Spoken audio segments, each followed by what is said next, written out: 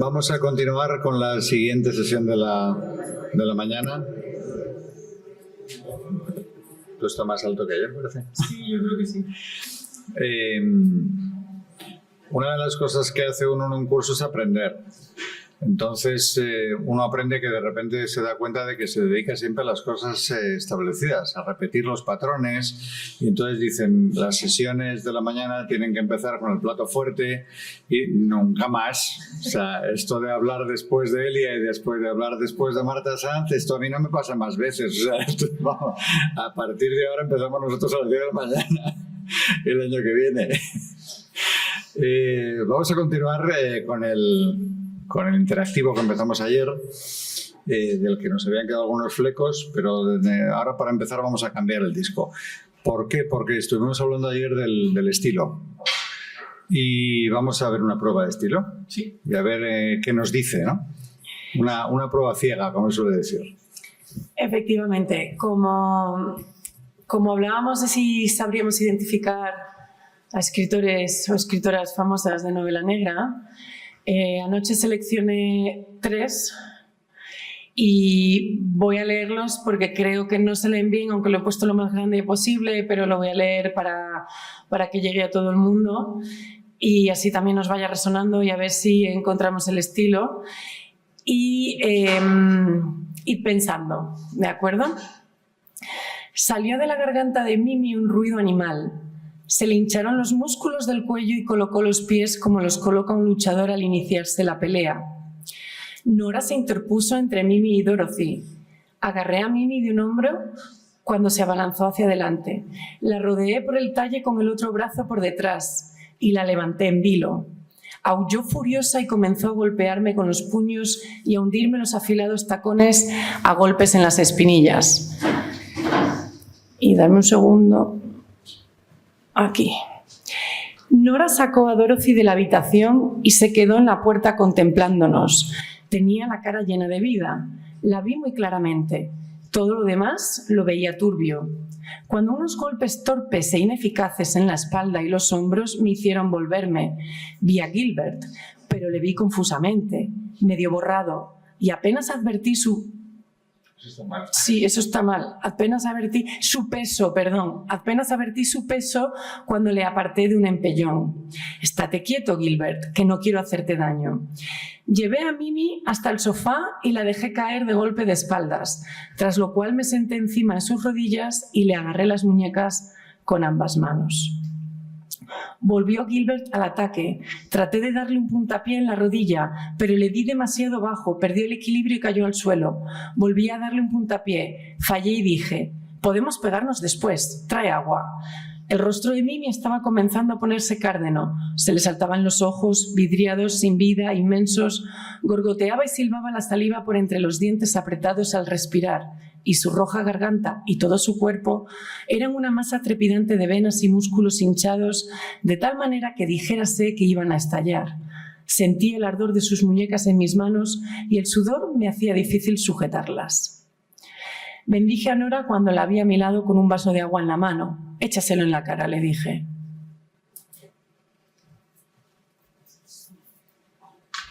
¿Cómo os quedáis? ¿Ni idea? ¿Lo ubicáis o la ubicáis en... Si es que no quiero dar pistas. ¿Lo ubicáis o la ubicáis en algún contexto? Nos podemos ayudar de las palabras, no solo del estilo, perdón, que voy al revés. ¿En algún contexto geográfico? ¿Por los nombres o por algo más? No, por el estilo. Bueno, vale, entonces no son solo las palabras, es el estilo. Bien. Vamos a ubicarlo en un tiempo. ¿Perdón? No reciente, efectivamente. Vale. Muy bien. Bueno, ya estamos acotando, ¿no? Hemos acotado a Estados Unidos. Entendemos que la persona escribe en Estados Unidos y que no está entre los vivos. Que no está entre los vivos. Vamos a buscar un tono. ¿Qué os ha sugerido el texto? ¿Qué clase de sensación? ¿Esto ha sido una pelea muy en serio o no daba la impresión de una pelea muy en serio?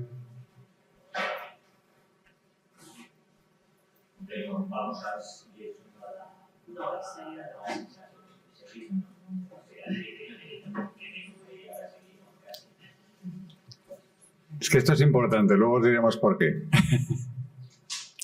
No parece una pelea seria, con lo cual parece que no es novela negra, ¿no? Aquí de momento no han hablado de muertos, pero bueno, os aseguro que hay un muerto, pero aquí no lo sabemos.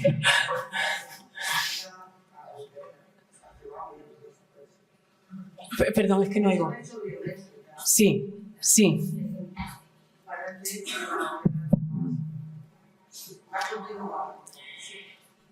¿Qué personas que escriben en Estados Unidos, que ya no están entre nosotros, podéis pensar que ha escrito esto? Por aquí dicen Chandler, ¿vale? Chandler. Buena opción. No vamos a decir todavía quién hasta que no hayamos leído los tres. ¿Alguna más? ¿Alguna opción más? ¿Que siempre escribe qué? En Maine, Estados Unidos. Sí, estoy intentando acordarme. Sé quién dices, pero no caigo. Stephen King. Creí que estabas pensando en otra persona. Sí. ¿Alguna opinión por ahí? ¿No? Cormac McCarthy. Bueno.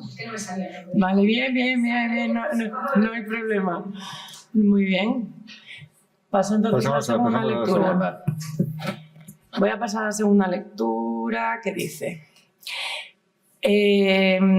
Bueno, aquí sí que no he puesto el nombre de la señora porque este es más identificable. Me senté en el borde de un sillón muy blando y profundo y miré a la señora X, que era merecedora de atención, además de peligrosa. Estaba tumbada en una chaiselong modernista sin zapatos, de manera que contemplé sus piernas, con las medias de seda más transparentes que quepa imaginar. Parecían colocadas para que se las mirase. Eran visibles hasta la rodilla y una de ellas bastante más allá. Las rodillas eran redondas, ni huesudas ni angulosas. Las pantorrillas merecían el calificativo de hermosas y los tobillos eran esbeltos y con suficiente línea melódica para un poema sinfónico. Se trataba de una mujer alta, delgada y en apariencia fuerte. Apoyaba la cabeza en un almohadón de satén de color marfil, cabello negro y fuerte con raya al medio y los ojos negros ardientes del retrato del vestíbulo.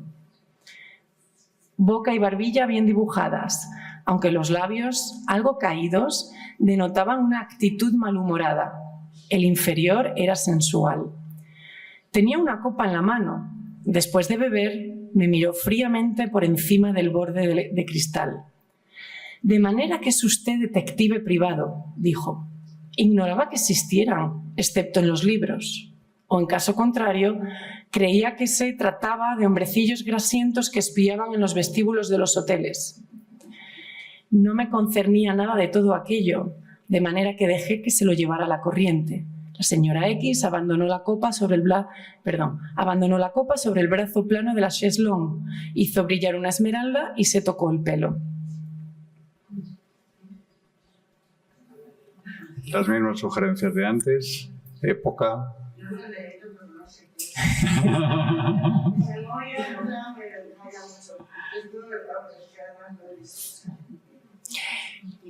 Muy bien, he dicho lo ha visto. Muy bien. Inglaterra sugieren por ahí. Años 40, 50, digo, pues en media. Años 40, 50. Yo creo que es la clásica el fatal, ¿no? De más de ese empate en este caso. Ajá. ¿Y ubicas esa femme fatal a algún autor o autora? Hamed, que no te he oído, perdón. Hamed por aquí y Chandler por ahí. Bueno, seguimos entonces. Vale. Hay solo uno más, ¿eh? Ay, perdón. Lo habían encontrado sobre las 11 de la noche. tirado en una calleja cercana a su casa, con varios navajazos en la parte izquierda del cuello y el pecho. Era el primer cuerpo muerto violentamente que veía. Era incluso mi primer cadáver en general. Lo observé con frialdad, intentando que mis ojos traslucieran reacciones profesionales, pero hubiera deseado alejarme de allí. La escena se hallaba llena de guardias. El comisario estaba también. Mal asunto, ¿no? ¿Cómo fue? Le atacaron por delante y no hay indicios de lucha. Cogido por sorpresa. Eso parece. Por delante y por sorpresa. Curioso, ¿verdad? Debía ser alguien que lo conocía. ¿Qué piensa usted? Alguien debió citarlo aquí. Es un buen sitio para que nadie le oyera gritar, si es que gritó. ¿Cómo relaciona esto con el caso? No lo sé. Es pronto para hacer conjeturas. Vamos a ver qué pruebas se obtienen del cadáver, haremos una lista de sospechosos y... ¿quién lo identificó? Uno de los guardias, con las fotos que usted les había facilitado. Buen trabajo. La policía generalmente funciona bien. ¿Cree que es el mismo hombre que la atacó? Sí, sin duda lo es. Nadie le había cerrado los ojos. Volví a mirarlos y reconocí aquella gran profundidad vacía. Eran casi tan inexpresivos en la muerte como en vida.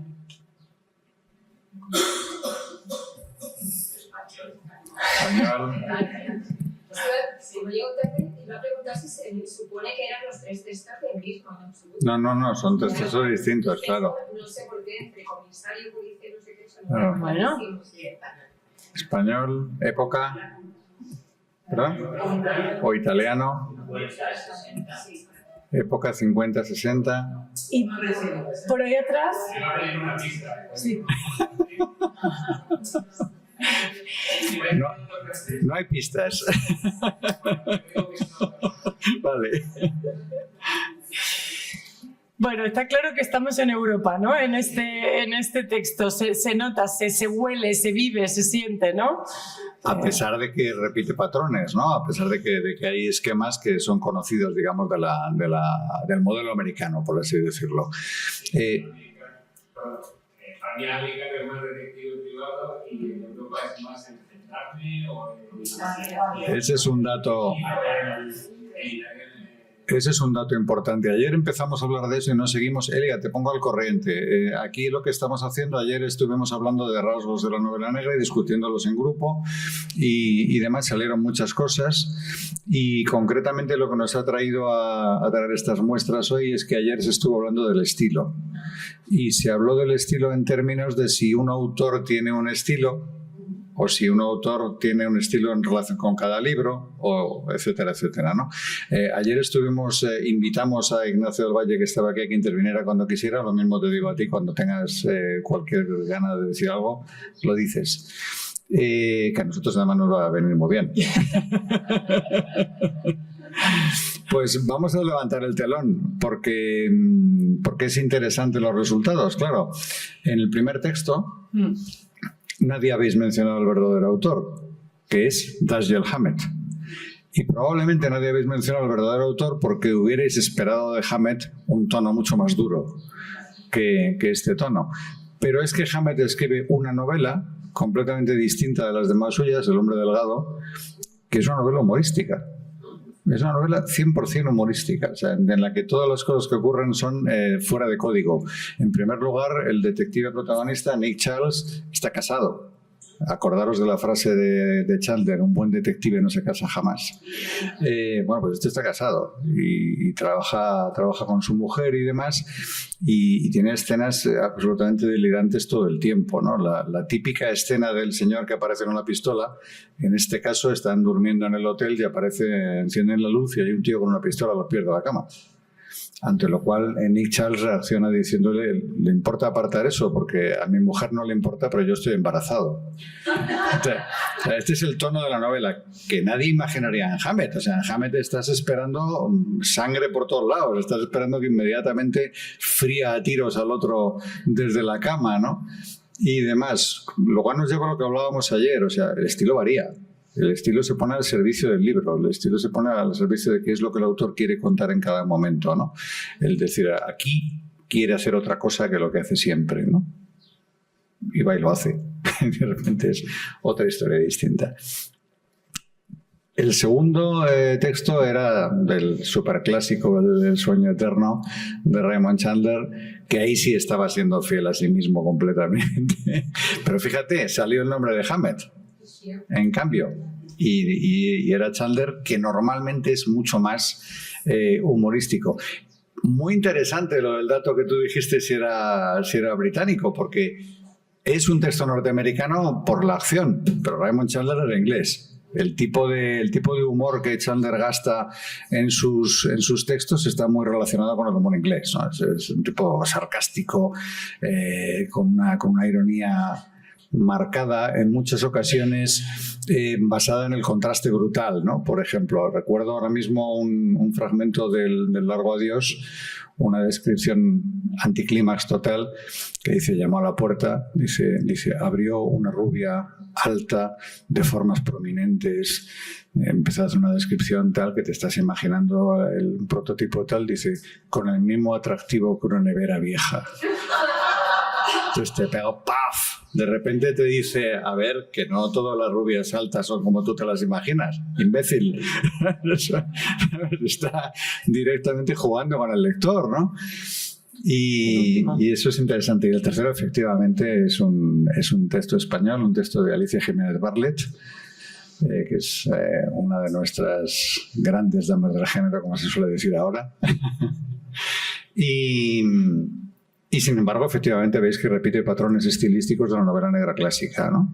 O sea, diálogo súper rápido, ¿cómo se dice? Las deducciones inmediatas, ¿no? Tenía que conocerle porque le atacó de frente pero no reaccionó, etcétera. Todo este tipo de cosas que son expectativas del lector. Es decir, ¿qué es lo que estás esperando que ocurra cuando encuentran al muerto? Pues ese tipo de conversación, ¿no? Pero me pareció interesante respecto a lo que hablábamos ayer del estilo, ¿no? Maca me lo planteó nada más que terminamos la sesión de ayer. Dijo, oye, mañana traemos unos textos para que se vea en directo el tema, ¿no? del estilo. Me ha interesado mucho también lo que habéis comentado del tema del detective, porque efectivamente Europa es el mundo de los funcionarios. O sea, aquí son policías, son guardias civiles, son gendarmes, no son detectives y ayer privados. Marta dijo que los detectives no pueden investigar crímenes. Claro, primero porque legalmente en Europa no se puede hacer investigación criminal desde la profesión de detective privado, pero también porque tenemos una mentalidad mucho más ordenada como continente, ¿no? O sea, la idea del Estado en Europa pesa mucho más de lo que pasa en Estados Unidos, donde el Estado ha sido una construcción muy lenta y todavía lo está haciendo, y además, si tenemos un poquito de suerte, hasta van a terminar con ella dentro de unos pocos meses. O sea que no... Claro. Claro, aquí en cambio vamos a la organización, ¿no? O sea, te estás imaginando aquí un policía rodeado de otros policías. Dime, Elia. Micrófono.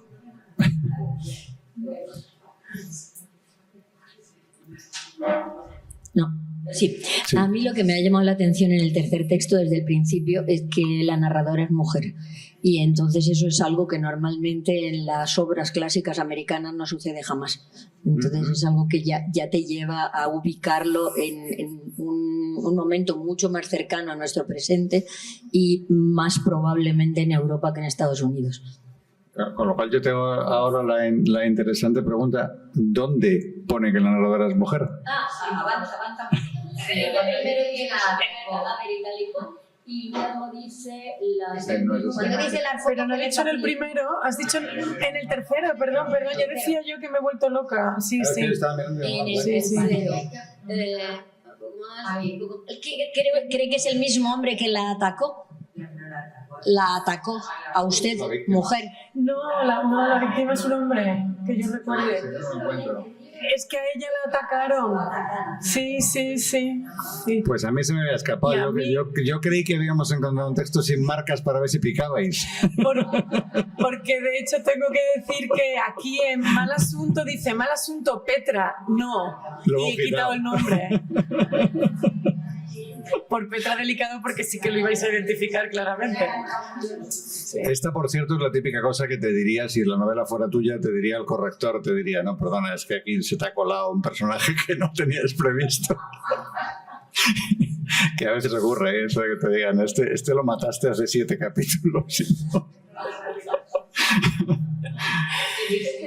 Has dicho en Europa, ya entendí que en España, pero ya no lo sé, que no se pueden investigar crímenes, y estaba haciendo memoria con la ayuda inestimable de... Y tenemos la saga de detectives de Rosa Rivas que nos contó el año. Claro, pasado. pero no- Son detectives y pero no no investigan asesinatos. Pero no investigan crímenes, acaban ocurriendo asesinatos, que no es lo mismo. Vale. Y Porque generalmente yo sabía que había muertos por Claro. el medio, obviamente. Pues, Pero precisamente la parte en la que ellos lo investigan es saltándose la ley. Si te acuerdas de la serie, los Mossos de Escuadra están detrás de ellos todo el tiempo, sí. amenazándoles: el día que te pillemos te vamos a quitar de en medio, etcétera, porque se están todo el tiempo haciendo lo que no pueden. O sea, el detective privado en España solamente puede investigar delitos civiles. Vale, no, es que no lo sabía. Me lío con Sí. el medio. Si estaba lleno Sí, de solamente- cestos, estaba lleno de muertos. Claro, pero Por es todas por partes. razones Vale, literarias, que digamos. Que aparecen. Vale. Y en el caso de la trilogía de Los Años Oscuros es la periodista, pero colaborando con Con un policía. Con el policía. Claro. Sí, policía, claro. Bueno, pues es lo que en principio queríamos hacer como ampliación de lo de ayer, ¿no? El tema de dónde están las marcas de estilo, de si realmente se ve o no se ve el estilo de un autor o se mueve el estilo igual que otros, que los temas, ¿no? O sea, al compás de los temas, o sea, en función de lo que necesita el libro. En un momento determinado, un libro necesita un estilo más lírico que otro, un estilo más épico en el sentido de narrativo, etcétera. Y además, si me permitís, creo que el estilo a veces vamos con un estilo preconcebido. Es decir, voy a leer a Dashiell Hammett y parece que me voy a encontrar siempre lo mismo. O voy a leer a Elia y parece que me voy a encontrar siempre lo mismo. Y no, si yo leo Las largas sombras y luego leo Santa Rita, el estilo cambia, pero desde la primera palabra. Entonces, que eso sirva también de reflexión a la hora de todos los que queremos escribir o estamos escribiendo, de cómo afrontamos el estilo. ¿Pasamos? Okay. Con lo cual vamos a continuar por el mismo mecanismo con el que estuvimos ayer, pero esta vez nos vamos a ahorrar el problema del Kahoot para ir adelantando un poquito, porque como además ya nos hemos cogido confianza, vais a poder contestar a mano alzada sin peligro. Por ahí hay una pregunta. Te lo pasamos, micro. El micro yo creo que lo vamos a rular, si me permitís la expresión, porque Sí. va a ser más fácil. La última persona que lo utilice que se lo quede y luego se lo pase al siguiente, porque vamos más rápido de mano en mano que si lo pedimos cada vez. A lo mejor no viene a cuento y si no... Seguro que pues, sí. ¿Qué pasa con el teatro negro? Hablando de estilos. Buena pregunta. A mí me deja... Eso iba a decir. El problema que vamos a tener para contestarla es de conocimiento. Yo de verdad que teatro negro lo conozco poquito. Pero, por ejemplo, Dürrenmatt ha hecho cosas. Dürrenmatt ha hecho cosas. Agatha Christie, Claro. además con una doble valencia de novela y teatro. Lo que yo no sé de memoria, yo no sé si La ratonera no es una adaptación teatral. ¿La escribió directamente para el teatro? Claro, es que tengo mis dudas. Yo creo que, claro, creo que igual que han hecho películas, han hecho obras teatrales porque se prestan, ¿no? También se ha hecho muchas veces. Eso es. Y 10 negritos con perdón también se ha hecho en teatro después. Bueno, pues Lo de con entonces, perdón es con mala idea porque no me arrepiento nada de haberlo dicho. A mí me molesta mucho que hayan cambiado el título. Pero sobre todo me molesta mucho por una razón conceptual que me parece capital. Es que nadie tiene ningún derecho a tocar el texto de un autor, pase lo que pase después de él o de ella. Es que propiedad me es intelectual. indiferente cómo cambie el mundo. O sea, esa obra está escrita así, entonces, punto. sí, es propiedad intelectual. Claro. Y se descontextualiza. Claro. Pero se llamaba así, 10 negritos el libro, claro. Sí, los personajes que van desapareciendo, las figuritas, no eran... No, ni siquiera. Pero el título es ese, o sea, ese es el asunto. Por cierto, otra vez, ayer ya salió el tema de la traducción porque no lo podemos evitar porque las cabras tiran al monte. Por cierto, el título de este libro es un problema de traducción muy bonito. En inglés es The Big Sleep. Sleep hace referencia a dormir de dormir, no de soñar. Y el sueño eterno en castellano lo primero que piensas es en soñar. Con lo cual realmente la traducción, que es canónica, que ya no hay Dios que la mueva, porque no te va a dejar ninguna editorial, habría que pensársela, porque no sugiere lo mismo que el texto alemán, el texto inglés. Pero no os culpéis a los traductores, que normalmente los títulos nos los imponen. ¿Vale? Lo digo. Hay veces que incluso en películas que te lo cambian. En las películas menos todavía los escuchan menos. Mirad, o sea, hay veces que te destripan la película con el título traducido. Bueno, el otro día nos pasó en casa una cosa absolutamente grotesca, y es que vimos una película clásica en Amazon Prime que no habíamos visto nunca, que se titulaba Más fuerte que el orgullo, creo, algo por el estilo. Y dijimos, anda, pues nunca hemos visto esta película. La ficha, Laurence Olivier, no sé cuántos, ahí va. La ponemos, play, sale el cartel tal, Orgullo y Prejuicio. Vale, estupendo. Estupendo. Muy bien. La habíamos visto 4 veces, de hecho. Claro. O sea, en este plan. Meten mano donde no deben con mucha frecuencia. Y a mí, antes de que me salga la beta reivindicativa, vamos a continuar. Perfecto. Bueno, pues aquí ya da igual el tiempo, ¿de acuerdo? Vamos a ir a mano alzada o a quien quiera responder.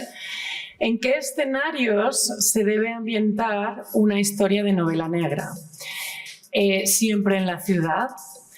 Ese, bueno, sería el rojo que no hay que darle, pero bueno, siempre en la ciudad. La segunda opción, en azul, puede combinar espacio urbano y espacio rural. Y en amarillo, espacio fantástico. Qué susto me ha dado. Es que, entonces, como ya no hay que elegir una en concreto, podéis elegir una en concreto o incluso cuestionar. No. Eso os lo dejamos a vosotros. Pero sí a mano alzada. Espacio urbano.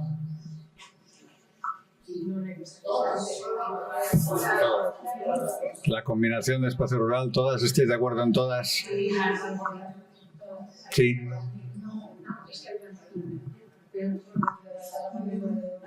Vale. ¿Creéis, voy un poco más a centrar, ¿creéis que es sumamente importante que predomine el espacio urbano aunque salgamos a lo rural? Da exactamente igual.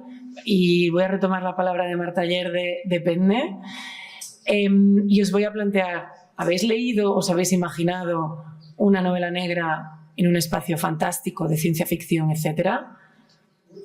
Veo caras de que dicen que no, ¿eh? Veo caras de que dicen que no. Porque es un hecho, tampoco nos hagamos... ¿Qué?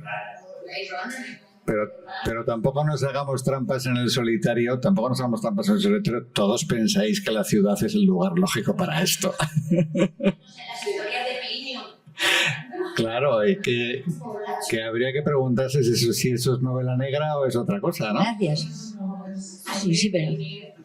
¿Es novela negra o es novela de policíaca, de enigma? Ah, es eso. Muerde Almas. Muerde Almas pasa en un poblacho de mierda horroroso con unos personajes que son unos catetos de narices y es una novela negra estupenda. O sea, estaríamos no tiene nada que ver con la ciudad. Estaríamos de acuerdo si dijéramos que ya no es una novela urbana. No, ya es una... Yo pienso que es una... Digamos, hay ciertos elementos que tienen que estar, como el crimen, como el asesinato, pero que los puedes poner donde te dé la gana. Puedes poner en un transatlántico en medio del océano, lo puedes poner en una estación espacial, lo puedes poner en una estación petrolífera, en una mina, donde tú quieras. A sangre fría para esa negra. Vale, con lo cual el tema de la novela negra urbana caducó. Hemos llegado al primer acuerdo de todo el curso. Seguimos. ¿Habéis leído autores o autoras españolas de novela negra y espacio fantástico? ¿Se os ocurre algún nombre? Pues ya tenemos deberes, yo la primera, porque no la he leído. Rosa Montero. Exacto. Exacto, exacto. Exacto. Hay muchas veces en que, y eso es de ahí la pregunta, en que no somos conscientes de cosas que sabemos. Es decir, en que tienes el estereotipo tan metido en la cabeza que la cabeza te rechaza la salida del estereotipo. Y entonces dices, no, ninguna. No hay ninguna. Sí que hay, además, muy famosa, por así decirlo, ¿no? Quiero decir que ni siquiera es que se haya hablado poco de ella, sino que se ha hablado muchísimo de ella y sin embargo no entra. Claro. Hay muchas, pero seguimos teniendo el estereotipo en la cabeza, ¿no? Es decir, algo que ya estuvimos viendo ayer, ¿no? La cantidad de veces en que nos planteamos esto como una fórmula.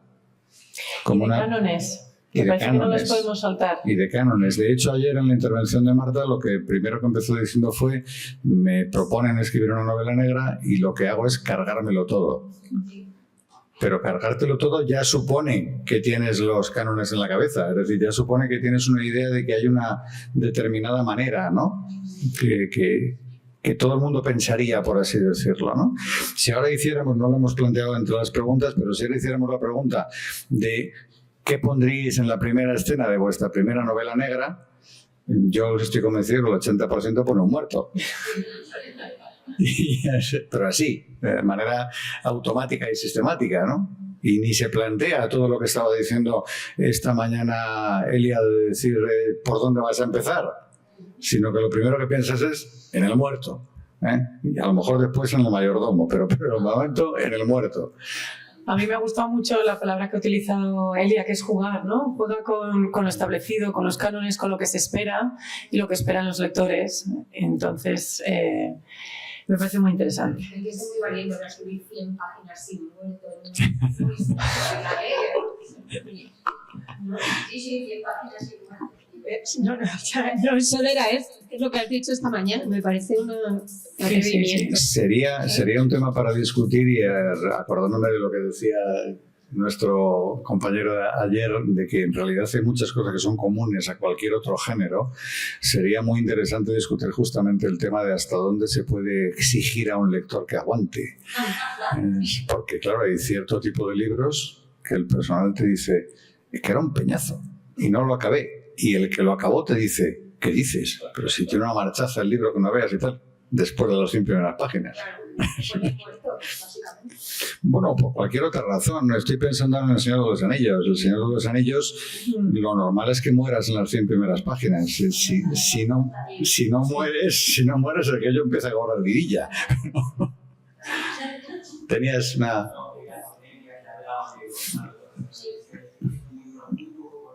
Se llama Quizá el viento nos lleve al infinito, que me parece, bueno, una obra singular, desde luego, más tratándose de Torrente Ballester, pero creo que es ciencia ficción y es una obra, bueno, muy poco conocida y como se ha referido, leían, yo en eso no estoy muy de acuerdo, que esté tan olvidado, que se le lea tan poco. Muy poco. Universidades, por ejemplo, ya no está en la lista de universidades. Por ejemplo, para ver la pared está así, sí, nada está así. Y Torrente Ballester tiene cosas que son 300 veces mejores que nada. Pero y es una lástima. ¿Qué título has dicho? Una exposición en Santiago. ¿Pasáis el micrófono? Bueno, ha dicho que hay una exposición sobre Torrente Ballester en Santiago de Compostela. Solo he dicho que como desde que se estaban intentando recuperándolo, sí que hay una gran exposición sobre Torrente Ballester en Santiago en estos días. O sea que menos mal. Y no me acuerdo, es que las fechas no las recuerdo, pero estaba todavía en activo en las últimas semanas. Sí. Sí.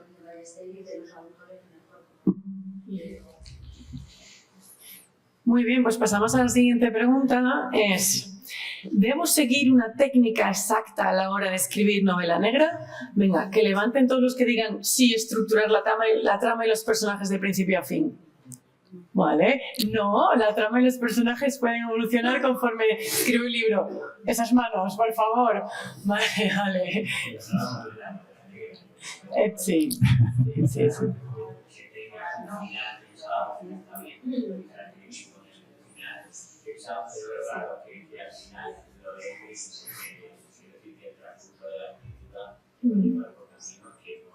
que ni siquiera se sabe. Eso es un debate interesante que a lo mejor es un buen momento para sacar, ¿no? El debate de lo que se ha conocido, porque aquí como se teoriza de todo, de lo que se conoce como los escritores de mapa y los escritores de brújula.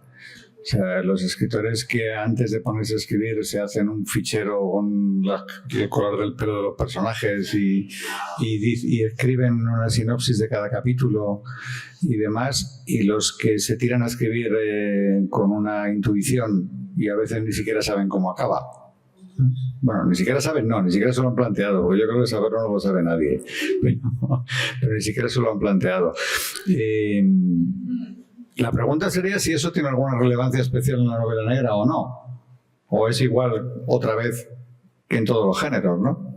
Porque se supone que la novela negra, ayer empezábamos hablando de eso, tiene presuntamente otra vez algo de artefacto, ¿no? Algo de mecano. Y entonces se supone que es más difícil escribir al albur de lo que se te va ocurriendo si luego te tiene que cuadrar todo, ¿no? Por así decirlo. O sea, vas a ir dejando pistas y las pistas van a tener que en algún momento confluir porque de alguna manera no explícita, en todas las novelas negras existe la misma idea de que Poirot al final te va a contar todo. O sea, ya no se hace, quiero decir, eso se hacía en aquellos tiempos y ya ahora mismo no aguantas como lector que de repente se siente el tío ahí y te lo explique. Pero es un subtexto, ¿no? Es algo que está por debajo, la idea de que al final vas a poder encajar todas las piezas del mecano. Elia, ¿tú querías decir algo al respecto? ¿Dónde anda el micrófono? Yo primero quería decir que lo de mapa y brújula está muy bien, lo estábamos comentando antes en el café, pero que los escritores de brújula también sabemos dónde queremos ir. O sea, si no, la brújula no te sirve para nada. Y los de mapa tampoco. Entonces, yo pienso que uno siempre sabe más o menos a dónde quiere ir. Que luego la historia te vaya llevando a otro sitio, te vaya cerrando puertas, eso siempre pasa. Pero tú tienes que tener una idea de a dónde ir. Y en una novela negra lo que sí es muy importante es que sepas quién mata, cómo mata, por qué mata y cómo lo van a pillar. Si lo pillan, porque en mis novelas no siempre lo pillan. Entonces, eso sí que deberías tenerlo claro por lo que decía Carlos, porque luego, si no lo tienes claro, cuando llevas ya 400 páginas escritas y ves que las cosas se te van de las manos, tienes que volver y volver y volver para atrás y cambiar detallitos porque los detallitos que habías puesto ya no encajan. Y eso es trabajar 3 veces o 4 veces más. Y yo personalmente no estoy por la labor.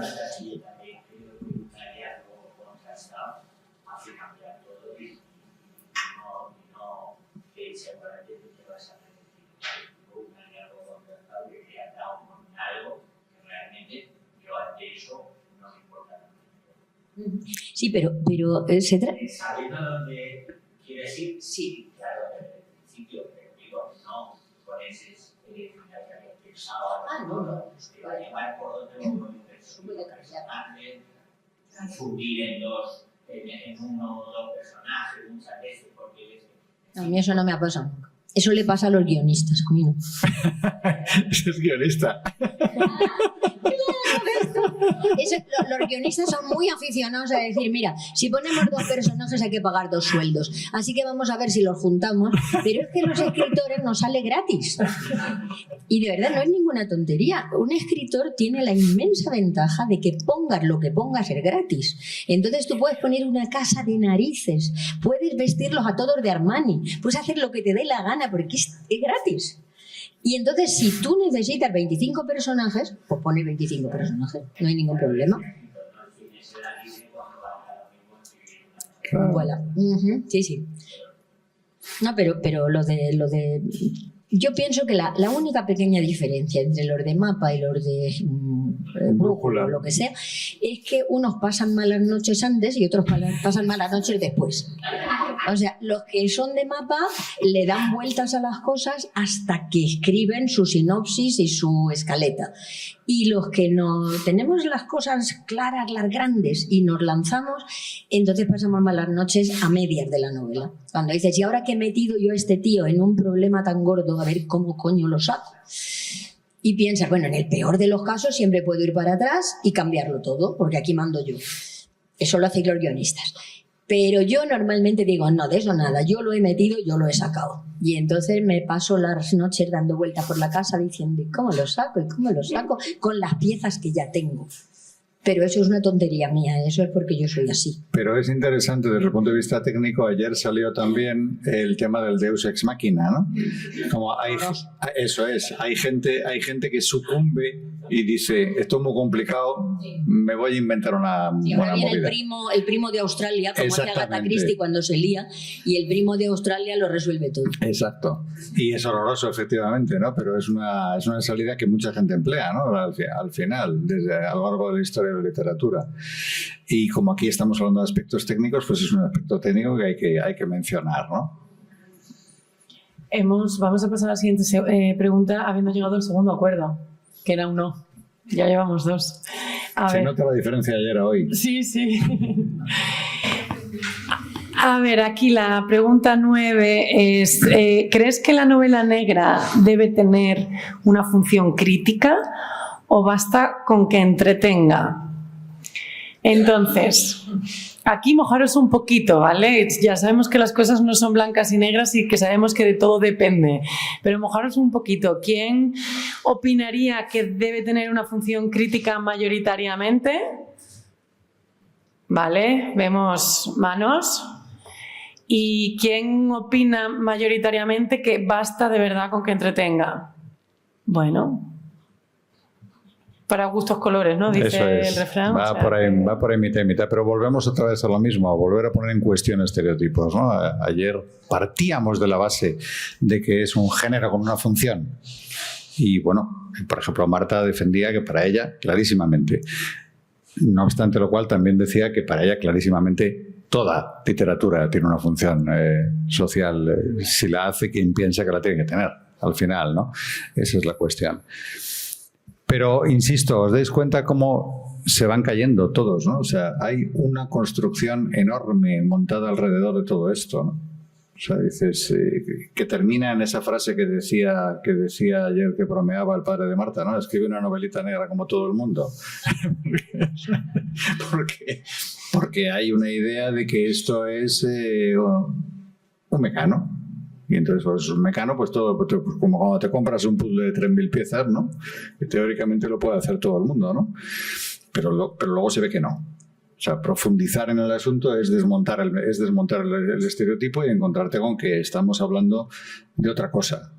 Y si os dais cuenta de ayer a hoy, perdonad que lo resalte, pero es que yo siempre he pensado que hay que verbalizar las cosas. Si os dais cuenta de ayer a hoy, estamos cada vez más en la posición que tú sostenías de decir, ya, pero es que esto es igual que todos los demás. Es que no hay género, es que es una novela, punto. Esa es la cuestión. Estamos derivando cada vez más en esa...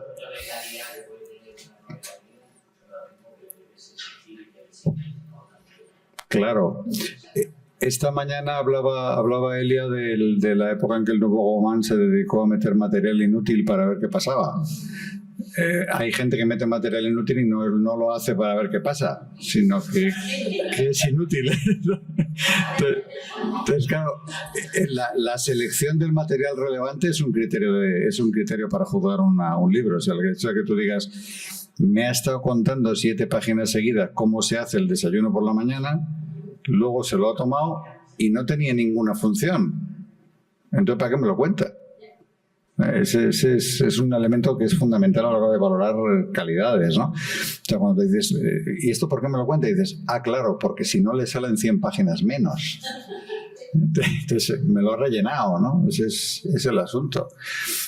Que por otra parte, y eso también creo que es importante desde el punto de vista técnico, la paja no siempre es paja. La paja a veces es necesaria porque hace la misma falta que en un sofá. Es decir, necesitas un espacio entre una cosa y otra y el espacio tiene que estar relleno. Si todo el material es de importancia capital, lo que te monta aquello es una bomba atómica, no hay quien lo lea, ¿no? Entonces tienes que andar dosificando los elementos importantes con elementos de menos relevancia que hacen de transición, que hacen de puente. Es decir, o sea, no siempre paja es negativo. Hay veces en que paja es necesario, ¿no? Igual que que lo es en cualquier objeto que penséis que tiene un relleno, como se dice, ¿no? Pero es necesaria porque no solo alivia tensión, sino que da detalles que precisamente parecen no importantes, claro, y luego se revela su importancia. En medio de la paja hay cosas. Y entonces si te las saltas, te puedes perder. Habréis leído por ahí a esta gente que... La paja es un sitio muy chulo para esconder las pequeñas piezas que luego van a ser relevantes. Claro. Como los diálogos estos en que de repente se dice una cosita que en el diálogo apenas la notas, pero cuando avanzas en la novela dices, claro, por eso dijeron en aquel diálogo tal cosa. Claro, la típica frase, fulanito titubeó. Y luego no se sigue por ahí. Y 40 páginas después dice, ¡ah! Bueno, sí. Un estilo tan enfocado por el feminismo, por ejemplo, en el relato de los asesinos, pues yo creo que también ayuda mucho esa falta de paja. Es decir, en la novela negra pueden ayudar a dos cosas. Digo, bueno, todos los estilos, pero en el génico, y por ejemplo, creo que para el texto, digamos, negro, es muy válido. Pues la parte que gusta, a mí me gusta. Lo que pasa es que él ponía paja subterránea. Es decir, había un montón de alusiones y evocaciones y tal. Él mismo decía que la novela era como un iceberg, ¿no? Que la parte gorda estaba debajo y no se veía. Pero no es ninguna tontería, yo creo que no es ninguna casualidad que Hemingway y Hammer fueran contemporáneos. Es el momento en que ese tipo de literatura se abre paso, ¿no? Completamente. Algo más iba a decir que se me acaba de perder por el camino, así que si me acuerdo lo diré. Tienes un mosquito aquí. A ver si es que está volando. Gracias. Perdón, ya. Es que tenía un mosquito, un mochito, algo ahí. Ya está, disculpadme. El factor negro. A Elia se lo he hecho, pero lo tenía en el micro. Y entonces y sigue por aquí pululando, debe ser que nos quiere. Bueno, pasamos a la última pregunta de este Kahoot, que es la pregunta más clave. ¿Qué debe tener una novela negra para que sea novela negra? En el fondo le hemos ido respondiendo, ¿no? Yo creo a lo largo de estas preguntas y de estas reflexiones. Y volvemos a indicar si tiene que ser un delito siempre, un retrato social, las dos cosas.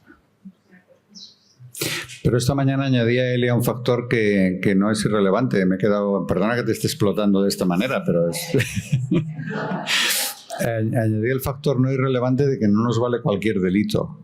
O sea, realmente, si nos ponemos a buscar ejemplos, por así decirlo, encontramos, por ejemplo, novelas en las que se está planteando un delito cometido por una gran corporación y entonces aparentemente es un delito económico, pero siempre acaba siendo un delito con resultado de muerte. La corporación farmacéutica que adultera los medicamentos y la gente casca, los que fabrican un producto tóxico y la gente casca, ¿no? Ese tipo de cosas. Los suicidados casualmente. O sea, al final, efectivamente, la muerte sí parece un elemento esencial, ¿no? O sea, directa o derivada, pero sí que parece que tiene que estar ahí, ¿no? Sí que parece que tiene que haber una causalidad con el daño definitivo, por así decirlo, ¿no? O sea, no con el daño reparable. A mí me parece que esa es la clave del asunto. O sea, la clave del asunto es justamente la idea de lo irreparable, ¿no? Eso es. De lo que no puedes arreglar. Ha habido una quiebra que solamente puedes castigar, pero no reparar. Ayer lo hablamos y a mí me parece esencial el contemplar lo siniestro. Sí.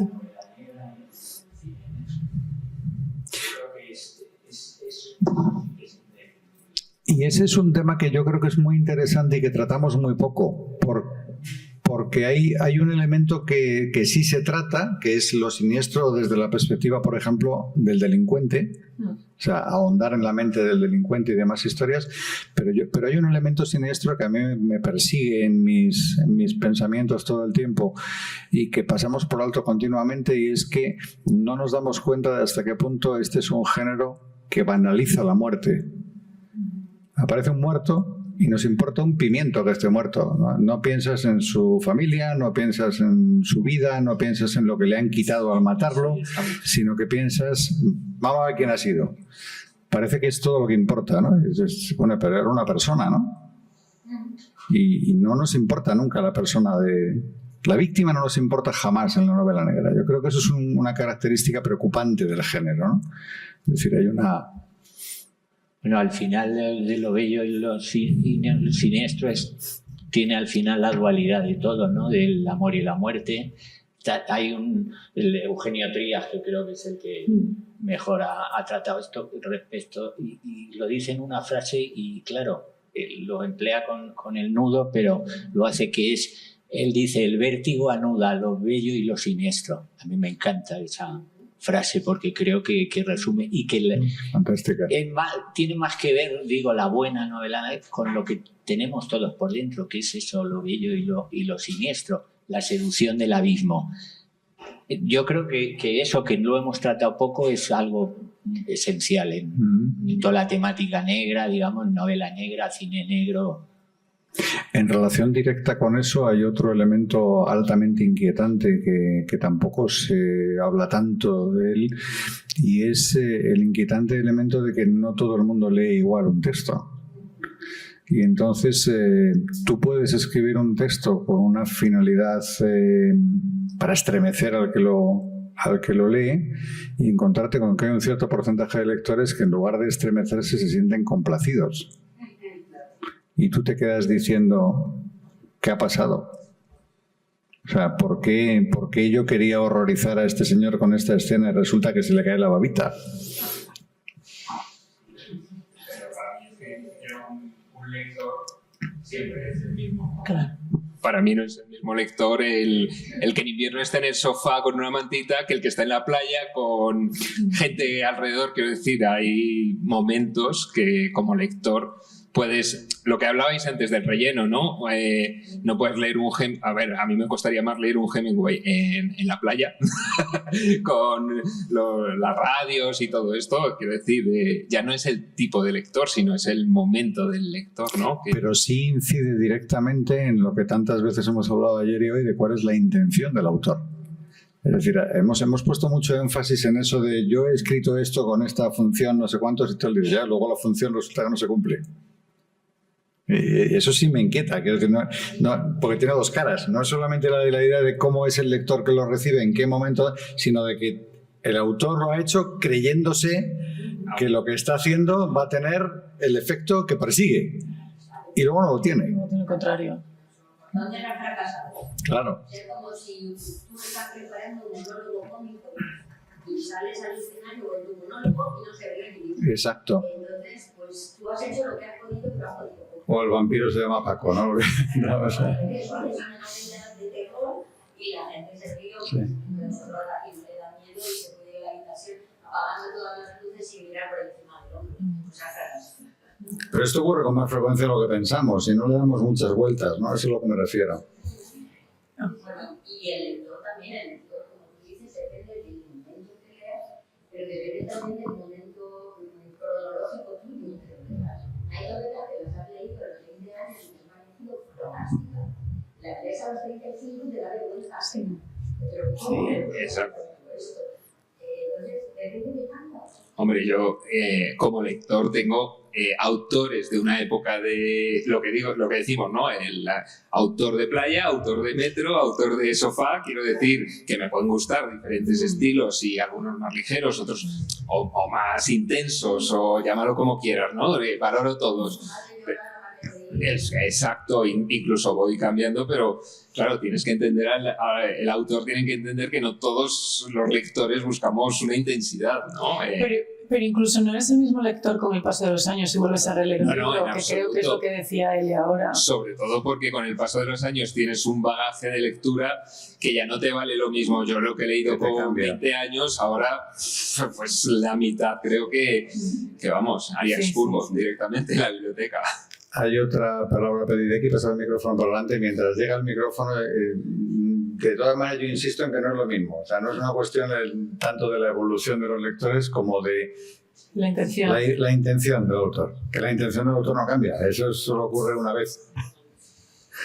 Que me pregunto siempre de dónde viene esa idea que flota por ahí de que ojalá se pierda, de que la novela negra es un subgénero o de escribe la novelita, porque yo lo que veo es que al final tiene que tener de todo, tiene que tener crítica social, tiene que tener política, tiene que tener de todo y luego encima tiene que cuadrar el Tetrix, que en otro tipo de novelas no hay Tetrix alguno. Entonces me parece hasta más complicado escribirla y cuadrarla que otro tipo de género. Por eso me pregunto de dónde viene. Pero empezó publicándose en papel barato y vendiéndose en kioscos, punto primero, y luego cometió el mayor delito que puede cometer un libro, que es tener éxito. A partir de cuyo momento la crítica lo atacó. Y eso es lo que le puso el título. Atacó el género de manera absoluta. Si tiene éxito no puede ser bueno. También sirva de que los libros y tal. Había un montón de escritores de bastante baja calidad. Como en todo lo demás. Sí.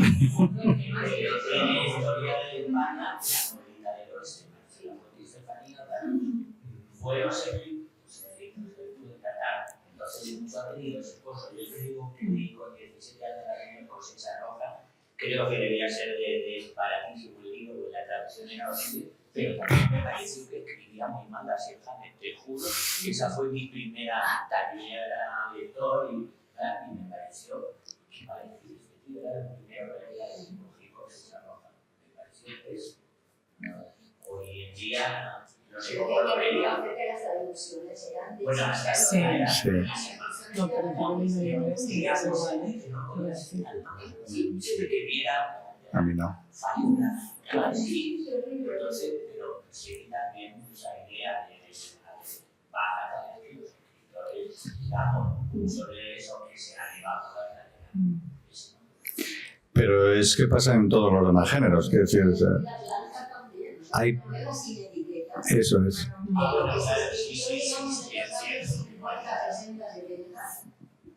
Gracias. En la novela normal, sin género clásico y sin etiqueta, tú te lees ahora, vas a una biblioteca de cualquier departamento de hispánicas y te lees lo que salió en los años 40, sobre todo en España, 40, 50, 60, 70, el 90% es basura. Incluso lo que aún está en las bibliotecas de las universidades, incluso en cosas que aún salen listas para universitarios, que dices, Dios mío, pero con tantas otras cosas que se escribieron, ¿aún estamos con esto? En todos los géneros hay mucha basura y un 10-15% que es muy bueno y un 1-2% que es un clásico que se va a mantener los próximos 400 años. Y lo más interesante es que no siempre coinciden con lo que la gente leía en su momento. No, en absoluto. Es muy poco corriente el que te cuenten, el que se hagan estudios para contarte no quién era muy bueno, sino cuál era su panorama. Es decir, en la época en que estaban escribiendo en España Valle Inclán, Baroja, toda esta gente, no eran ellos los que vendían libros. Los que vendían libros se llamaban Pedro Mata, Alberto Insúa, no sé cuánto, que son gente absolutamente olvidada y que si tú abres los libros e intentas recordarlos, dices, casi prefiero que olvidarme de ellos. O sea, y sin embargo eran los escritores de éxito, los que daban conferencias, los que invitaban a giras, los que se iban a Buenos Aires, los que... Chegaray le dieron el Nobel. ¿Qué? Sí. El premio Nobel, Echegaray ganando el premio Nobel. Yo creo que con eso ya está dicho todo. O sea, eso es... Claro. Claro, por eso te digo que es que eso es el criterio que volviendo a la pregunta inicial, el criterio de la calidad solo lo da el tiempo. Es el único que realmente lo plantea. Lo que pasa es que lo interesante es que mientras los maestros del género se han convertido en maestros de secas, al género le siguen poniendo la etiqueta. Es decir, el género parece que es eternamente malo y eternamente secundario. Y dices, oiga, mire, si tiene un panteón de 20 maestros de primera categoría y tal, y da igual. No, da igual, no. O sea, yo quiero añadir una respuesta a esto, que también creo que la culpa es al vacío de la crítica académica y literaria de investigación que se ha hecho sobre la novela negra. Porque yo he llegado a plantear en el ámbito estrictamente académico, vamos a hacer un curso de novela negra y decirme no, que ese género no es importante. Por suerte, y lo dijo Lorenzo Silva en el curso pasado, él conocía a una doctoranda que estaba haciendo una tesis doctoral sobre sus novelas. Y a mí me consta que aquí está presente también una estudiante de doctorado que también se está dedicando a la novela negra. Entonces, yo creo que también en parte, aparte de todo lo que estáis diciendo, eso también influye cuando los propios expertos no le dan valor a la novela negra.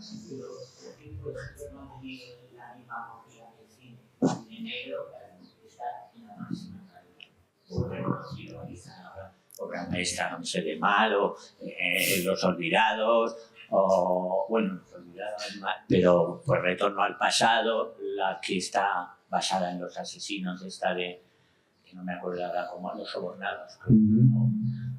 Entonces, ha conseguido que sí que tiene, como cualquier otro cine. En cambio, en la literatura, en la novela, no, yo creo que ese prejuicio, como dices tú, incluso académico, porque no se han dedicado tampoco, pues no lo ha tenido cuando es el mismo material, digamos, que pero el cine tuvo... Claro.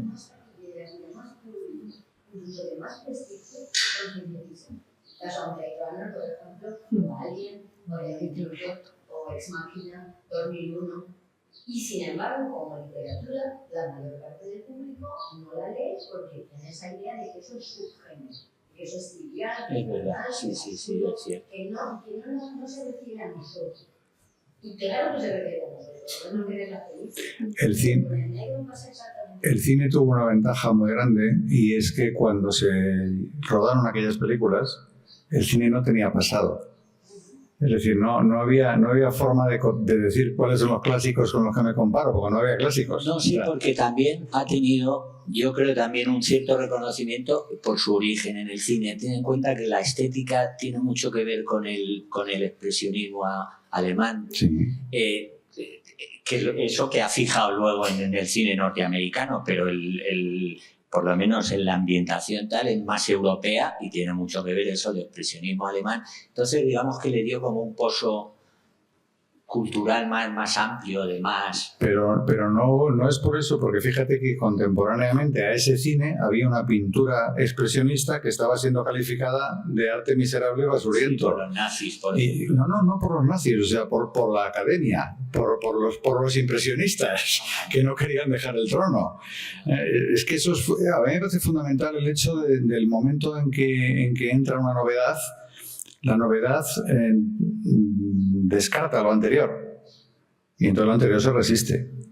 O sea, el conservadurismo intrínseco de lo que reina, de cómo se llama ahora el discurso hegemónico que se ha bautizado ahora, eso es fundamental. O sea, tú llegas y dices, mire, acabo de hacer esta genialidad completamente nueva, y todos los veteranos te dicen que de genial nada, porque todos los veteranos ven que el trono tiembla en el momento en que aparece uno nuevo. Bueno, claro, siempre se ha dicho que si es un código nuevo, el que no conoce claro, la invención. Claro, y el cine era nuevo todo él. Entonces, en ese momento tenía una ventaja enorme porque jugaba en igualdad de condiciones. O sea, el que hacía una película negra hacía una película. Y igual que el de al lado, cuando hacía uno de amor, estaba haciendo una película. En cambio, si tú entrabas en un mundo literario que tenía 500 años de antigüedad, te peleabas con todo lo establecido, ¿no?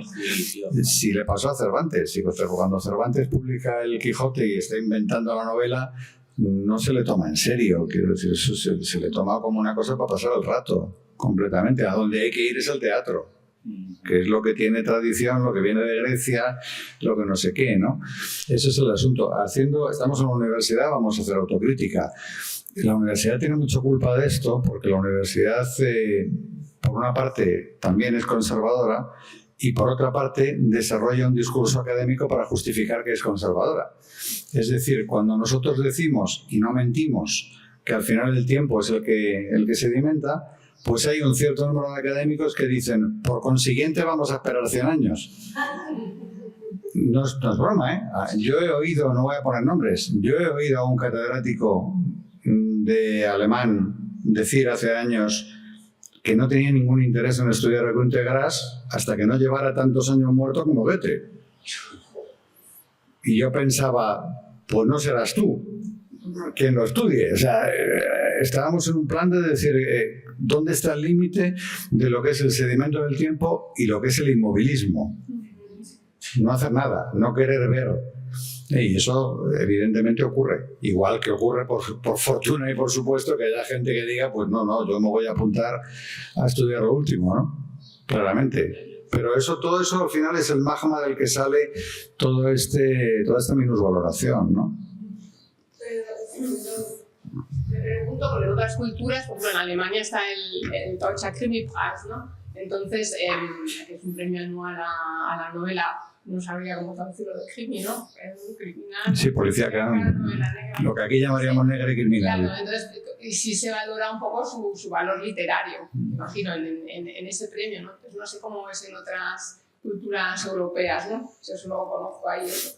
Y en España creo que no lo tenemos, ¿no? Un premio de esto. Yo diría que sí. O sea, de novela anual. Y desde hace muchos años el Hammett de la Semana Negra. Vale. Claro. Pues hay mi desconocimiento, pero o sea que también se valora su... Sí, el problema es que desde fuera se valora al que concede el premio como persona que concede el premio dentro de un subgénero. Entonces no se le hace ni caso, ese es el problema, ¿no? O sea, cualquier escritor de novela negra querría tener el Hammett.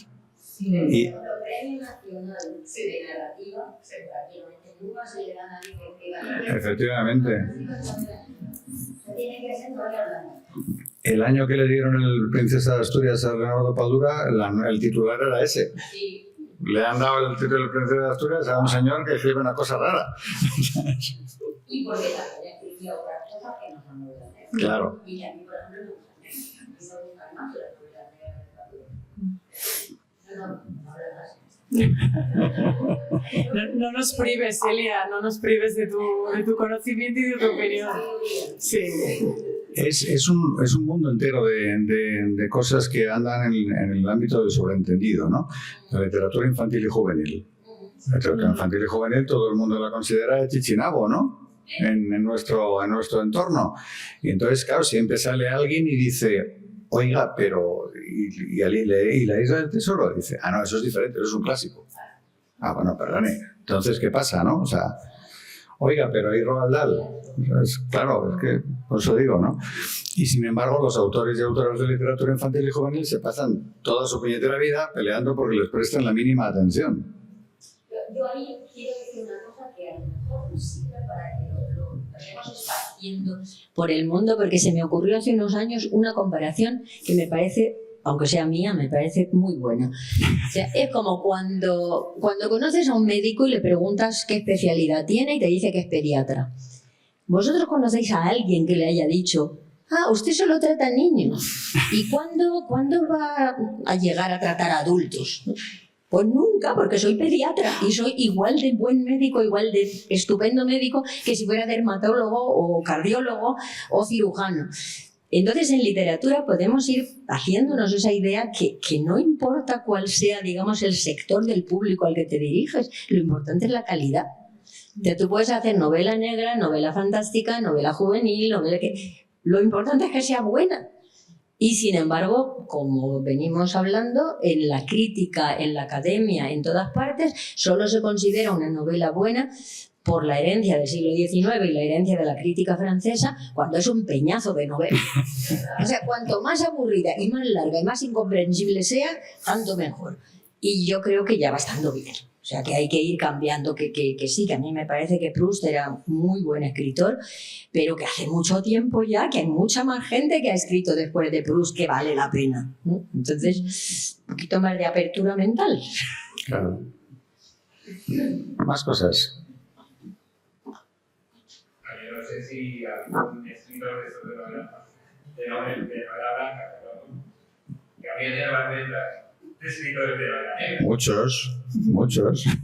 Lo que pasa es que se conforman diciendo yo vendo poco porque soy tan bueno que no hay bastantes lectores que me entiendan. Eso. Lo mismo que pasa con el clima de la política, ¿no? Que es como el reconocimiento del público que anda bien eso de los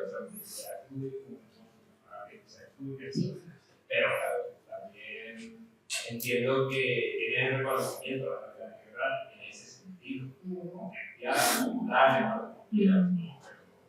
Pero si el problema es que no puede ser un criterio, es que eso es una cosa que ya debería estar suficientemente clara, ¿no? O sea, las ventas son ventas. Todos las queremos, todos. El que diga que no es un embustero nato. O sea, todos los queremos. Ahora, el problema es si eso dice algo. Y dentro de que a todos nos gusta tener lectores y vender y tal, una cosa que a mí me parece muy importante es que no te dé vergüenza lo que estás haciendo. Claro. ¿Sí? O sea, que también tenemos yo pienso que la mayor parte de escritores tenemos una dignidad que nos hace no querer bajar de ciertos estándares, ¿sí? Como le pasa a todas las profesiones. Y entonces cuando te dicen eso, pero si escribieras tal tipo de cosa venderían mucho más. Vale, lo mismo sí, pero eso no lo voy a escribir. Claro. O sea, tenemos también unas fronteras que hay que mantener. Os cuento sin nombres y apellidos una conversación entre dos escritores. Bueno, ¿y qué es lo que vas a hacer ahora? Tal, pues voy a sacar una novela de cómo es. Para que te cuente, tal, es súper complicado todo. Y contesta el otro, la puta vocación. O sea, te metes en esos berenjenales porque es que no eres capaz de aceptar que lo que tienes que hacer no es eso. Es eso. Más cosas. Pasamos al siguiente tema. Ya estamos en los... Bueno, ahora, después de haber estado planteándonos cuál era nuestra opinión al respecto, vamos a ver la opinión de Raymond Chandler. Sí. Vale, vamos a discutir sobre lo que se llamaría una autoridad, ¿no? Sí. Todo esto son citas extraídas de ese texto del que hablamos ayer, del simple arte de matar, que son las reflexiones de Chandler sobre su trabajo. Y que, bueno, que se pueden interpretar de muchas maneras, pero también puedes pensar que se está riendo de ti, que está quedando contigo, pero en cualquier caso ahí lo dejo escrito. Entonces vamos a ver opiniones y ver qué opinamos de sus opiniones. No voy a empezar con la primera, porque voy a empezar con esta por lo que estábamos hablando de quién tiene la autoridad para decir si la novela negra es un género, un subgénero, etcétera, ¿no? Y Chandler ya decía, ojo, aquí pone 2014, pero todos sabéis que es la edición de bolsillo, ¿no? Que él escribió mucho antes y sus apuntes están recogidos en 2 libros, El simple arte de matar y el otro me parece que se llama Relato es uno y el otro es la violencia no es lo mío, por lo menos partes de sus apuntes. Sí. Es lo mío, perdón, no es lo mío, la violencia es lo mío. Y entonces aquí, cuando hablabais, creo que has sido tú la que ha hecho la pregunta, y dice él, las autoridades, sean quienes sean, parecen pensar que los escritores ingleses son mejores en esta pesada rutina y que los americanos, incluyendo al creador de Philo Vance, probablemente el detective más mentecato del género, solo llegan al nivel de suplentes. Entonces, esta cuestión no es de ahora, tampoco es de la academia de ahora, viene de la época. ¿Qué pensáis? Os habréis dado cuenta de que llevamos toda la maldita vida unos escritores metiéndose con otros escritores. Y este se supone que es el actor que hace de Philo Vance. O sea, ¿a qué vendrá a cuento ese comentario? Pero le debía caer muy mal, ¿no? ¿Vamos con otra? No. Sí. Ahí lo que se podría decir es que eso nos pasa también a los españoles de toda la vida.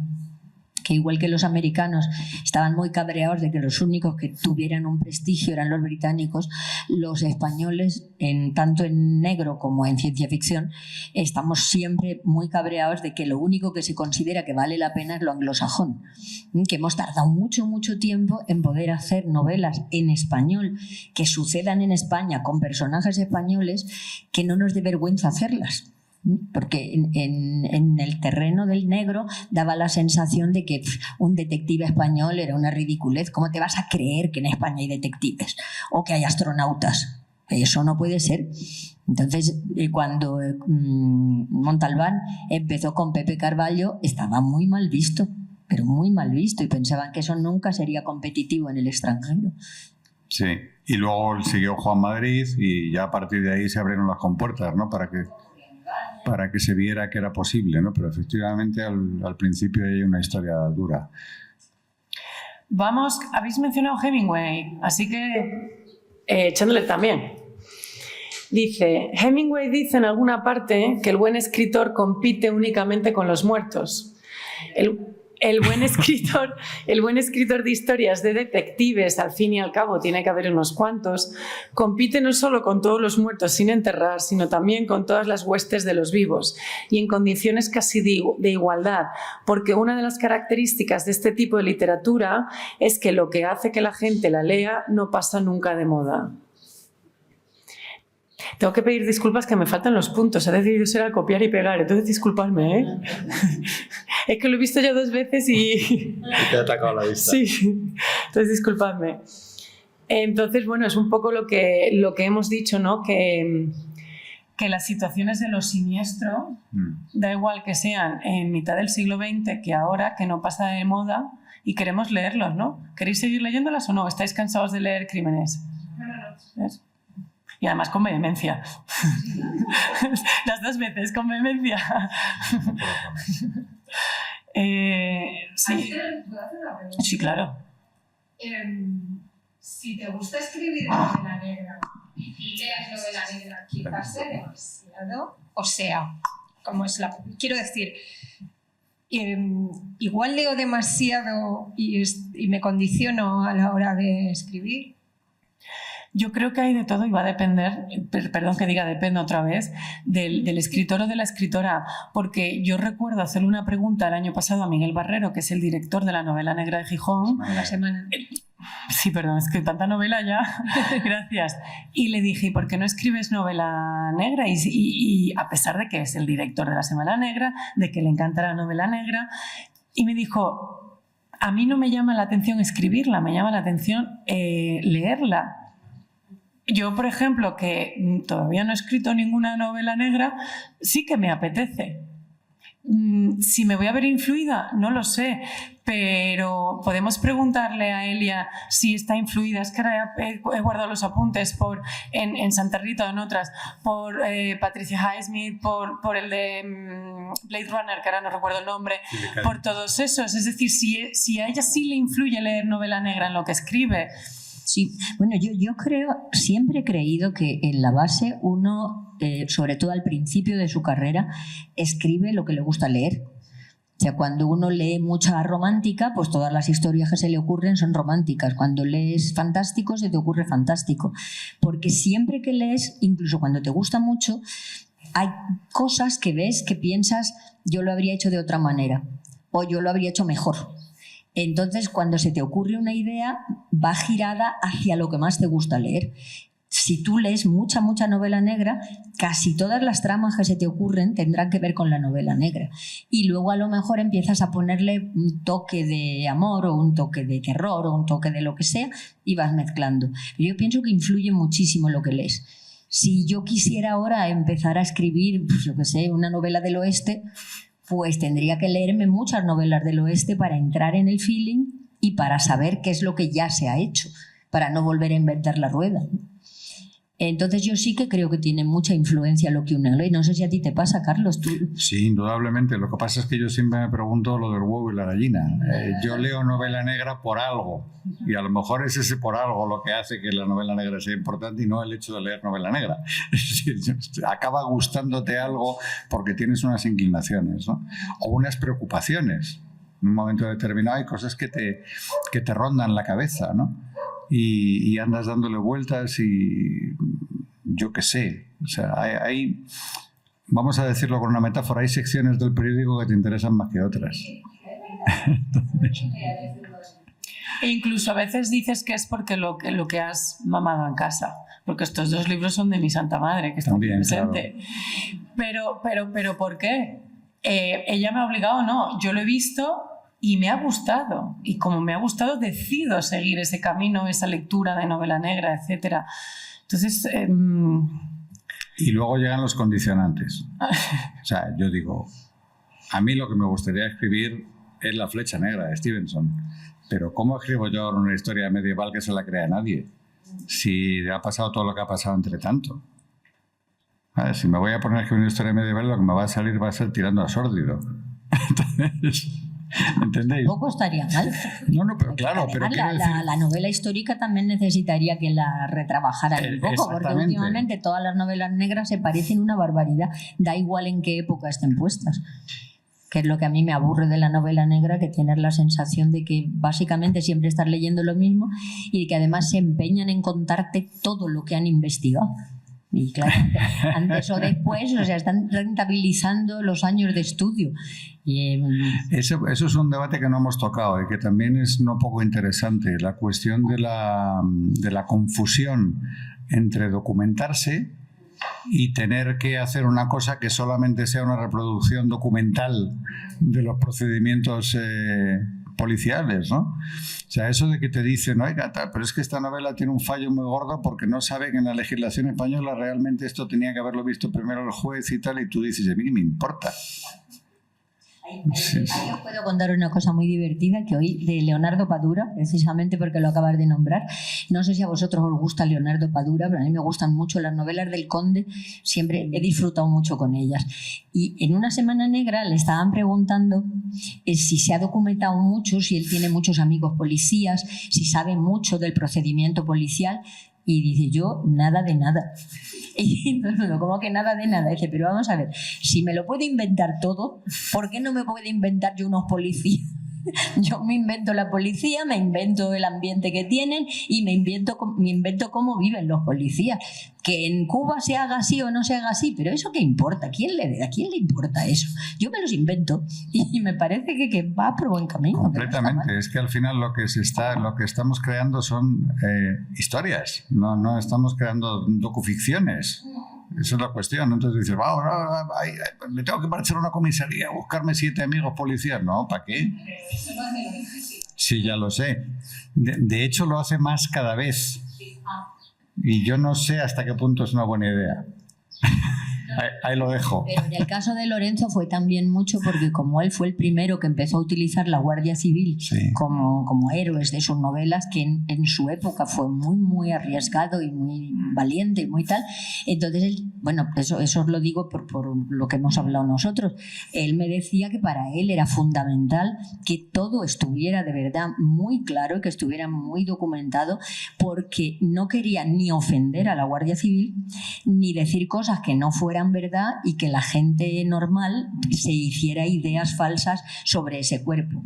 Entonces él se tomó muy en serio la documentación y claro, mientras tanto conoce a un montón de gente en la Guardia Civil y para cada novela pues tiene 3.000 personas que quieren colaborar y que le dan información. A Lorenzo lo tuvimos aquí el año pasado, estuvimos hablando con él también de estas cosas, pero es que precisamente es lo que me refiero. O sea, aumentan los condicionantes.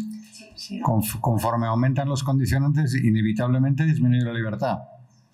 Eso es así.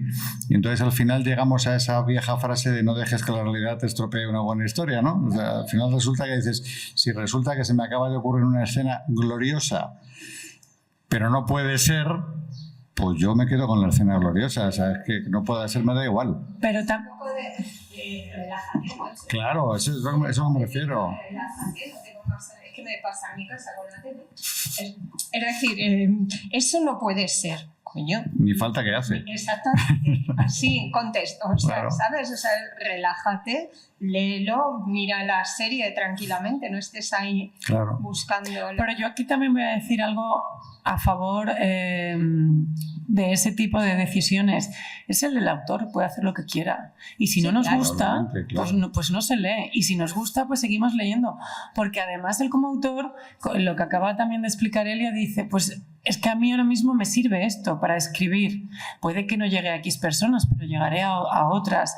No sé, es muy difícil. Por supuesto que puede no funcionarnos, pero lo que sí que estoy a favor también de lo que dice Carlos es los condicionantes. Pero a lo mejor si los condicionantes me los pongo yo obligados, pues bueno, al final soy la autora y... Sí, hago lo que me da la gana. La mayoría de los debates son falsos. Imaginaos que ahora mismo llega aquí un tramposo desde fuera y os pregunta con aire de inocencia si pensáis que los escritores tienen que escribir basándose sobre todo en su experiencia. Igual contestáis que sí, y acto seguido el tramposo dice, o sea que nadie puede escribir novela negra si no es policía. O asesino. ¿No? O asesino. Exacto. O muerto. Porque efectivamente el 95% de los autores y autoras de novela negra no tienen ninguna vinculación con el mundo del crimen en su vida personal. Y nadie pone en cuestión lo que hacen. En cambio, llega otro fulano de lo que ha llamado él novela blanca y le dicen, claro, es que no tienes ni idea, es que te has puesto a escribir una novela de arquitectos y tú no sabes nada de arquitectura. Ni falta que hace. Es que estamos otra vez en lo mismo. Es que al final son debates absolutamente falsarios y ficticios que se plantean en un momento determinado. Yo creo que a veces por fastidiar a gente concreta. Para atacar a alguien, ¿no? En un momento determinado, porque insisto, ya estáis viendo que esto de poner verde al vecino es una cosa muy tradicional en el género.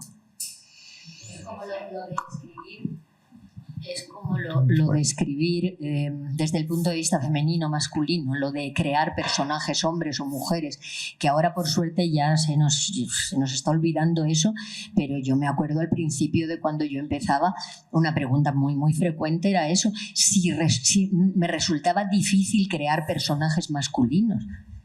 Joder, pues si creo personajes extraterrestres, ¿por qué no puedo crear un señor?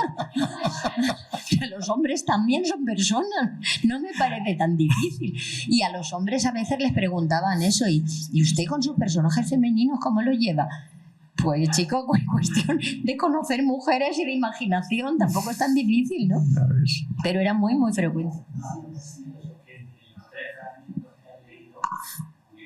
Los que tenían los detalles más femeninos eran los escritos por hombres, los que se referían a las medias, tal, y el de la mujer era mucho más, digamos, más metido ya en harina desde el principio. Sí. Había menos, curioso, los dos de los hombres eran los que tenían los detalles. Digamos que se habían fijado en otra cosa. Sí. O sea, sí, bueno, seguramente. Y también es verdad que yo creo que Alicia Jiménez Barlet, no lo he hablado con ella, no he tenido ese gusto, pero lo hace a propósito, porque además pone en boca de una mujer en los años 90 palabras que yo, cuando he leído su libro, digo, ay, va, pero si yo era niña y yo leí y yo oía esto, que a mí mi abuela me decía que me lavara la boca con jabón. Y ahora las digo, menos mal que mi madre nunca me ha dicho eso. Pero ¿por qué no voy a poder decir coño? Sí. Que Alicia, lo digo porque lo sé de Alicia porque tenemos una edad muy similar. Cuando Alicia y yo fuimos a la universidad, era una época en que las mujeres y los hombres hablaban de formas diferentes. O sea, en mi casa, los hombres de mi familia nunca usaban malas palabras delante de los niños y delante de las señoras también se contenían bastante.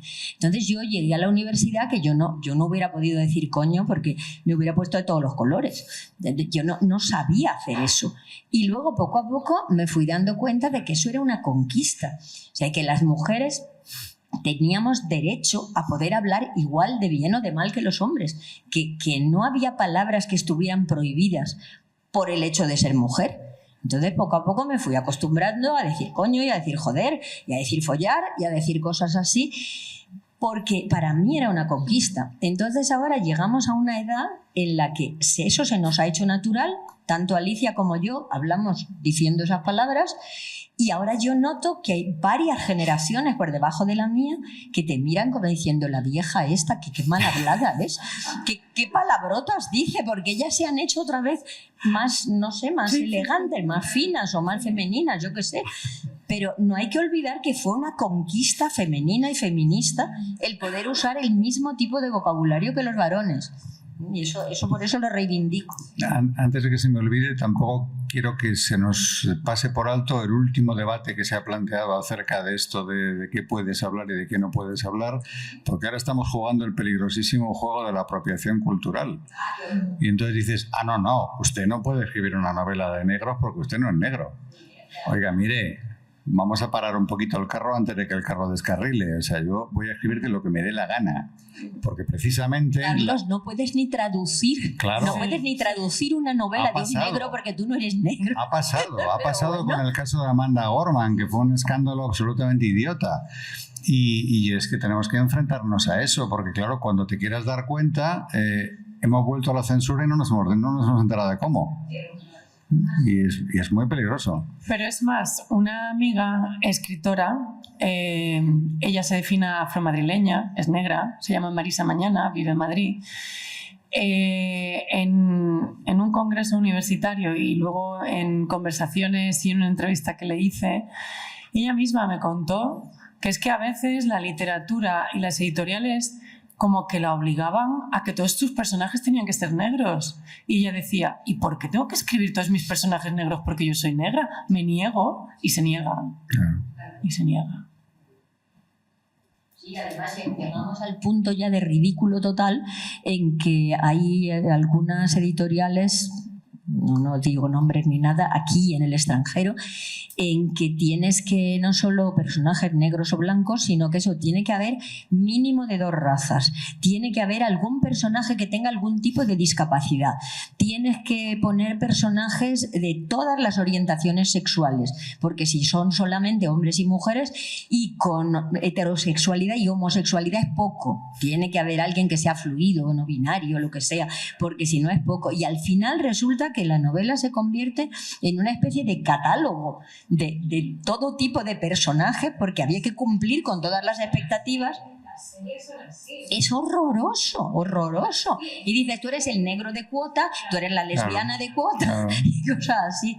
Y no, eso es... La policía francesa y está el negro, está el de origen árabe o... Claro, el magrebí, está claro. Casi siempre, la homosexual, no sé por qué siempre, porque ya tienen la cuota de negro y de... Claro, y como gays ya haya habido mucho, pues ahora toca a las mujeres. Y llegas a un punto en que es lo que decías tú, Carlos, o sea que al final es un tipo de censura desde el otro punto de vista. Entonces tú ya no puedes escribir lo que quieres y como quieres, sino que tienes que cumplir ciertas características pues que les den, o sea, pues no. Igual que nos negamos hace muchos años a unas cosas, ahora nos negamos a otras, yo por lo menos. Y entramos además en el peligroso territorio de la mentira, porque en el caso, por ejemplo, de los traductores, se plantea el mismo debate y entonces dices, vale, entonces vamos a aplicar corrección política de tal manera que este machista de mierda, una vez retraducido, ya no lo parezca, con lo cual estamos mintiendo. O sea, esto no es una adaptación en un sentido de progreso. Es un tremendo retroceso porque estás engañando al lector. El lector confía en lo que está leyendo, confía en que la traducción le está dando lo más parecido al original posible. Y resulta que es que siguiendo criterios editoriales o criterios ideológicos teóricos, está dando una versión suavizada de una realidad muy dura. Entonces, no puede ser. O sea, los americanos ahora con los esclavos, que no se puede hablar de esclavos. Exactamente. O sea, tuvieron esclavos durante muchísimos años. Entonces, ¿qué vas a hacer? Ya no vamos a poder traducir La cabaña del tío Tom ni Huckleberry Finn, porque está feo. Claro que está feo, la realidad está fea, no la literatura. Fea. Ese es el asunto. O sea, el dato clave es que lo otro es mentira, oiga. Es que lo otro es mentira. O sea, lo otro no es bonito, lo otro es mentira. No podemos confundir bonito con mentira. Eso es un asunto muy grave que se está planteando ahora mismo, ¿no? ¿Qué han hecho en otros países con países europeos con este tema? Porque se me está viniendo a la cabeza la novela italiana, la novela negra italiana que la llaman el giallo. Entonces, los chinos Pero eso viene además, lo del giallo viene además, eso se bautizó así en la época de Mussolini justamente por razones políticas.